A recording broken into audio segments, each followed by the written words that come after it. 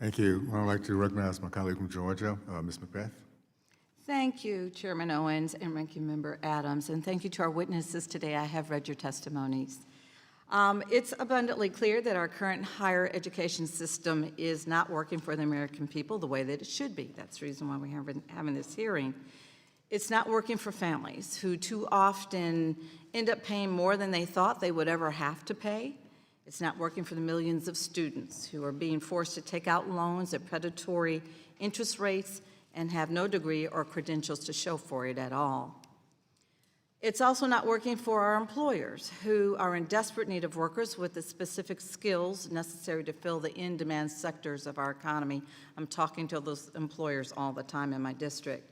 The status quo, well, it works well for some, but it leaves many people who are meant to be supported by education, Americans who are trying to get the skills that they need to provide a decent life for themselves and for their families, but they simply can't afford it.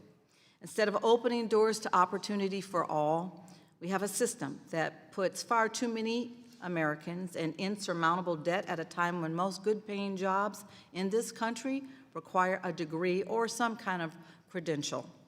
The reality for most Americans is that the only way that they can afford that credential or degree is to rely on student aid or take out a loan. People are told every day that one of the best ways that they can ever get ahead is to get an education, get a good college education, but instead of being rewarded with a better job and empowered with improved quality of life, too many are sentenced to a lifetime of debt for following the path that was laid out for them, obtaining the skills necessary to be gainfully employed and fill the workforce shortages that we see in all of our districts, all of my colleagues. We all agree that the current system is too expensive and that it isn't getting students where they need to and where they want to go. But the recent actions that are taken by my Republican colleagues will only make a bad situation worse. Cutting student aid for low-income students and families without getting at the root cause of the drastic increase in the cost of higher education will only further cement bad parts of a system that we're all here today trying to seek to improve. Prices continue to rise for students and families, and the majority is only adding to that burden by cutting programs that provide some level of protection from those increased prices. From Pell to work study to the Federal Supplemental Emergency Opportunity Grant, Republicans and President Trump are unfortunately making education more and more expensive for working Americans by weakening and defunding the programs that they rely on to pay for schooling. At a time when Americans feel like that they are being taken advantage of, and this is something that I hear every day from my constituents, when there are so many people who have done everything right and have nothing to show for it, we should be committing ourselves to doing more to help them afford the skills that they need to be successful, not doing less.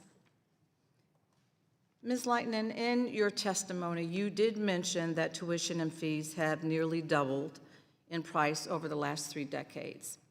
Can you use what little time we have left to talk about why that is and what Congress can do not only to help those families deal with the rising costs and prices, but also to kind of rein in the overall costs of higher education? Thanks for the question. It's a complicated one, and it really depends on which sector of education you're talking about. So if we're talking about public education, for example, state budgets are a really important part Let's of that. talk about public education. So let's talk about public education. I'm a community college graduate.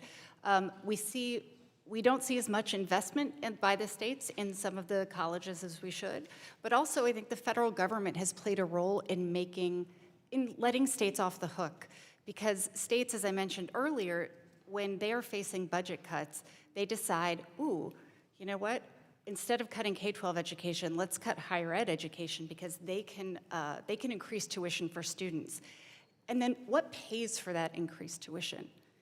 Federal student loans in the form of debt. So we have, the states backing out and sort of shoveling out money, and the feds are sort of shoveling the money in, but they're not, those aren't actually real investments in terms of debt. Those are still things that people have to pay back.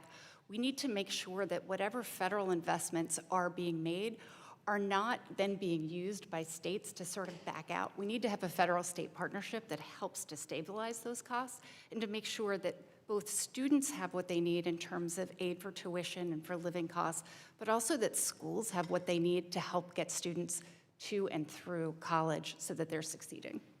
Well, thank you for that. So what it sounds like you're saying is a stronger collaboration, really to help undergird our students. I've spent a lot of time during our recess going to all of the Georgia institutions, talking with the presidents there, and I've heard pretty much the same thing. And so thank you for your testimonies. Thank you for your witness, and I yield.